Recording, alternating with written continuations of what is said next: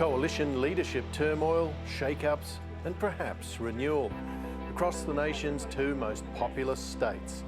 The long-suffering Victorian Liberal Party dumping its fourth leader in 5 years and taking a bold bet on a new generation and its first female leader. As someone who is a millennial, who is 35 years old, I understand the pressures when it comes to trying to get your foot on the property ladder. I understand that so many in my generation and below have lost hope when it comes to trying to buy their own home. First-term Liberal MP Jess Wilson, a former advisor to Josh Frydenberg and the Business Council of Australia, running to become Victoria's youngest Premier, elected unopposed and toppling Brad Batten, who held the job just under a year. Jess Wilson's aim was immediately directed at Victoria's debt-laden government. Every time we see that interest bill grow, we are seeing less doctors, less nurses. We are seeing a less investment in schools and hospitals. That is the consequence of 10 years of financial mismanagement in this state. I think Jess is a fresh face for the party. She does look like change. She is the sort of candidate who younger voters, female voters in particular, will respond to. Jess Wilson has emerged from relative obscurity, perhaps in the same way Jacinda Ardern burst onto the scene en route to New Zealand's Prime Ministership. Victorian Labor, clearly worried about the threat, launched an attack ad within hours of her election. Jess Wilson, more Liberal cuts. I know the party is match fit to fight Labor. I know that we are focused on the task ahead, and I think the Labor Party would be better focused on actually delivering for Victorians than putting out a video about me. Moments later, thrown into the bear pit of question time. Today, Victorians will pay $21 million in interest on Labor government debt.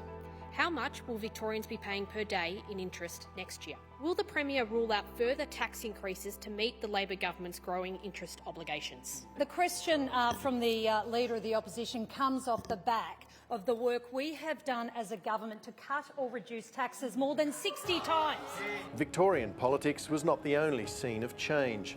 In New South Wales, the National Party held an uncontested leadership ballot of its own in favour of former blueberry and macadamia farmer Gurmish Singh, as the state coalition thrashes out whether to follow their federal counterparts and dump a net zero emissions target.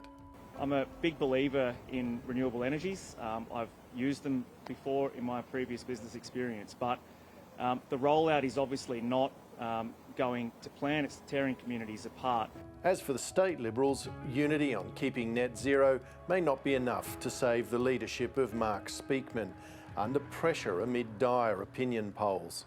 The leadership overhaul in New South Wales and Victoria could be echoed at the federal level, where Sussan Ley is staring down potential challenges in the lead-up to next Tuesday's Liberal Party room meeting during the final parliamentary sitting week of the year.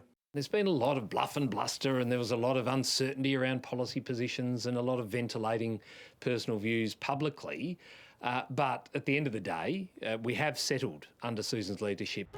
In the meantime, Ley is facing ongoing questions over the role of coal-fired power under a future coalition government and whether taxpayers should back it. Does your policy allow for the federal government to subsidise coal-fired power? If it stacks up with respect to a capacity investment scheme, then in theory, yes. There are no plans, there are no proposals for new coal. But what people should understand is in this conversation about coal, every state government is extending the life of its coal-fired power because the renewables are not ready to deliver the electricity that Australians can rely on. Sussan Ley downplaying a future for new coal has been interpreted as an olive branch for moderate Liberals angered by the dumping of net zero. However, the Coalition's policy states that it could support new and existing coal generation.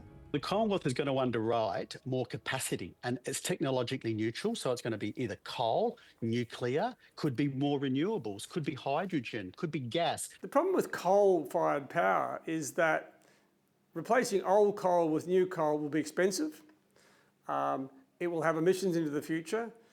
And I think it's almost impossible to see how any investors would touch a project like that without huge guarantees of some sort from government.